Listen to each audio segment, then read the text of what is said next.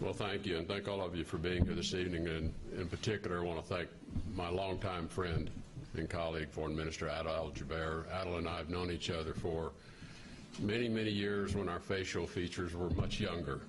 We remember those days, but we have remained friends for all these many years and now colleagues.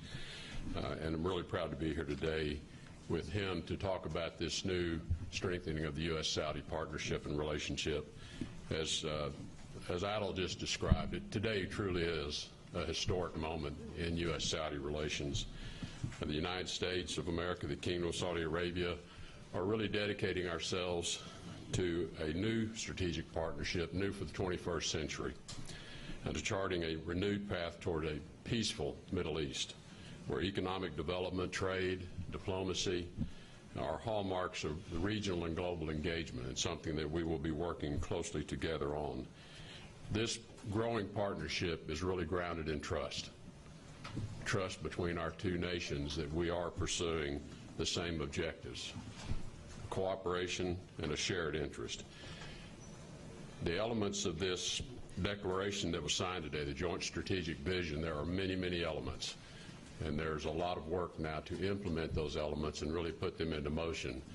And so that is going to require significant ongoing engagement and dialogue between our two nations. And so I think you will find that we will be meeting with a great deal of regularity in order to review how these things are progressing.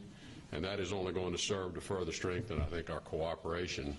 And also, I think, sends a very strong message to our common enemies. It strengthens the bonds between us, and it does chart this new pathway forward and will guide our path forward. You know, at the core of our expanding relationship really are our shared security interest. America's security at home is strengthened when Saudi Arabia's security is strong as well. And the United States of America, the Kingdom of Saudi Arabia, are embarking on a number of new initiatives to counter violent extremist messaging, as you just heard Foreign Minister Jubeir describe. We're also going to be pursuing new approaches to disrupting financing of terrorism and advancing defense cooperation. Today, the United States and Saudi Arabia are conducting vital new expansions of security relationship that really spans over 7 decades. But I think one of the real hallmarks of today is the economic cooperation. And you know, if you have strong economic engagement between two countries, that really is foundational to a strong security relationship as well. As you heard Foreign Minister Jubeir mention, today we announced 23 foreign investment export licenses, leading to upwards of more than $350 billion of historic direct investment. $109 billion of that is in arms sales to bolster the security of our Saudi partners.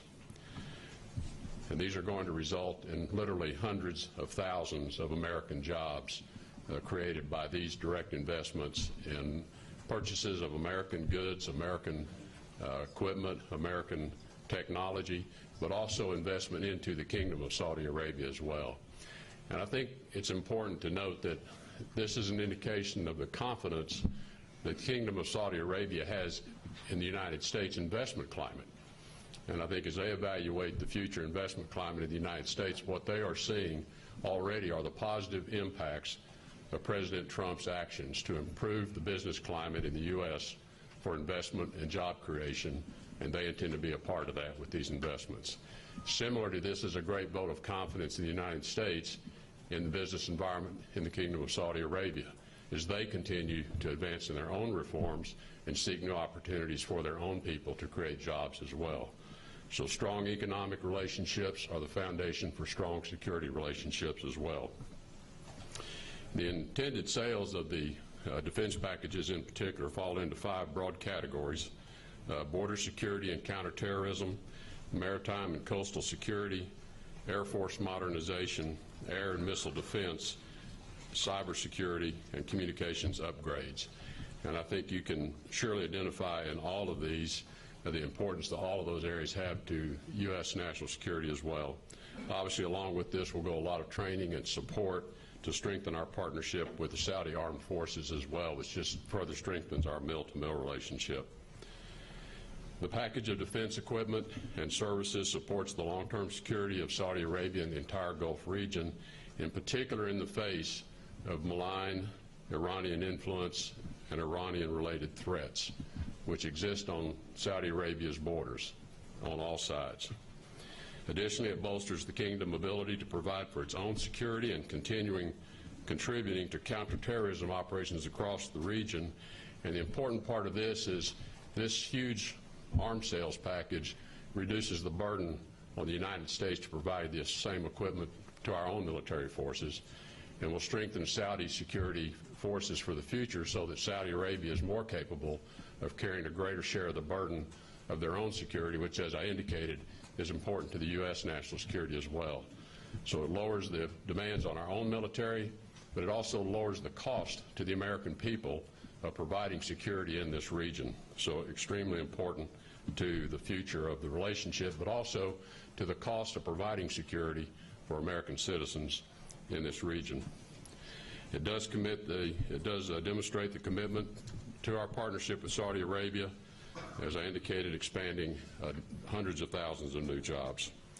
I think the other important announcement, which Adel just mentioned, was the new counterterrorism initiative, the new Global Center for Combating Extremist Ideology, which will be opened in Riyadh, will be a Saudi-led hub for defeating extremism in the information space. As you've heard us say often, we have to defeat ISIS on the battlefield, but we really have to defeat ISIS in the cyberspace. This is their recruiting tool. This is how they message to lone wolves around the world.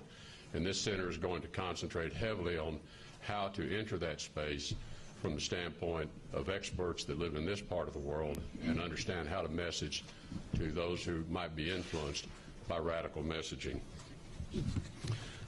Our partners in the Gulf Cooperation Council, including Saudi Arabia, will be signing a new agreement tomorrow to close gaps in many of these areas, including the financial infrastructure which terrorists can exploit, and we commend them for refusing to let terrorists conduct financial operations in their countries. We are calling on all countries to crack down on the way financing and funds reach terrorist organizations.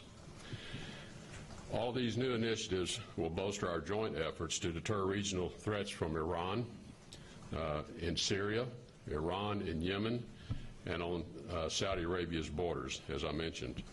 These new steps forward will serve the national security interests of the American people and the kingdom both.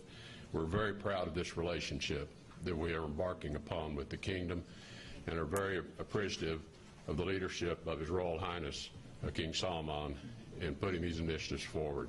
We've had a really productive day today, a truly historic day in this relationship. Thank you.